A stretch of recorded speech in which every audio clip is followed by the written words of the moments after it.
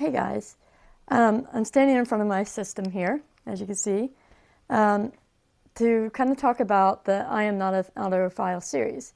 My husband thinks I picked the wrong name because I am an audiophile. I mean, I just bought a used turntable that is coming from Japan. I have to buy a step-down transformer to get it to work over here. And mainly because I want to be able to use my moving coil cartridge. And this is the turntable that Audiophile said I should have gotten instead of the LP120. There are things that they didn't tell me that I see as a bit of a con in it, but they might be a pro to somebody else. So, I can see why. But if you were to get an LP120 in the beginning, you wouldn't have to get a preamplifier because there's a built-in one. And most of the high-end turntables do not have a built-in preamp, so you would have to buy one. You can still go power speakers, which is it amplifies the speaker. The speaker itself amplifies itself. That way, you do not have to buy the receiver or the amplifier for your system as well, if you don't really want to bother with having to hook it all up. And I mean, the only amp I have is my headphone amp over here, and that's good. I like it. I have a little bit more of a high-end preamp right here, which is my external tube preamp. I love the sound of it. But then again, I also like the sound of the slits, whatever, Manny, because it's SCHIIT, and they're out of Corpus Christi, Texas, and their Manny is like $120, and it's pretty good for what the price is. It's a good little preamplifier, especially if you're starting out. And the Audio-Technica turntables, I think are decent turntables for somebody that's starting out, because even though they get a lot of hate in the audiophile community, they sound pretty good for how much you're spending on it. I mean, the LP60 is like $100, $150 for the base model, and the LP120, I got the USB model, which is like $350, and I think it's like $400 for the one that has Bluetooth attached to it.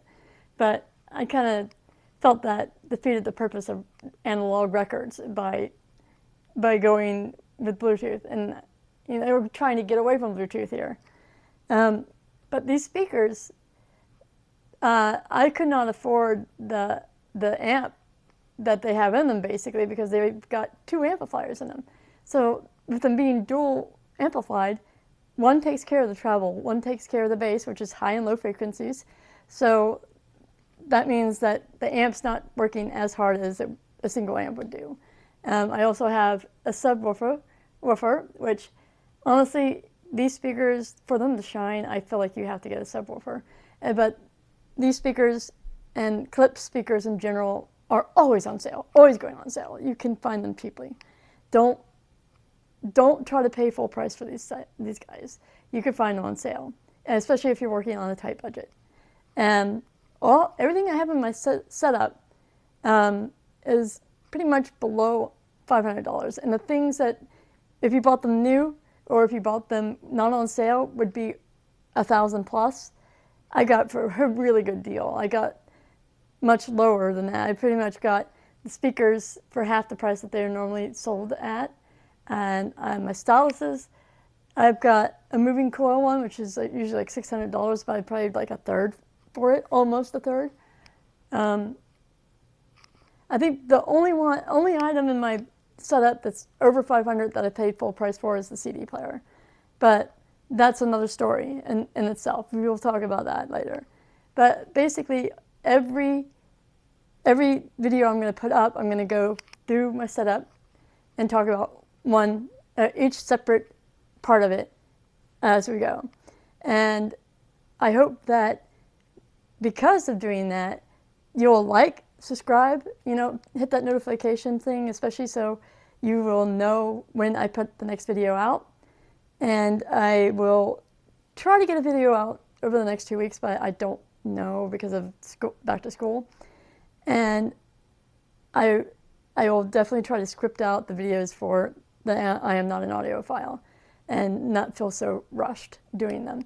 This is going to be another short little introduction, and because my kids are here, and I feel like the sound, any sound up there you'll hear, and I can't always keep them quiet because they're still under 10 and they're rambunctious. Kids are going to be kids, and I'm going to let them be kids.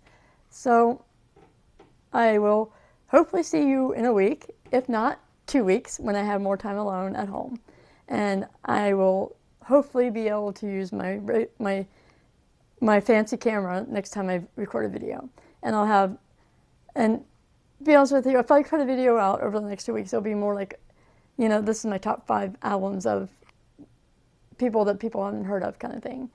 So we'll go from there. And I hope, I'll see you again.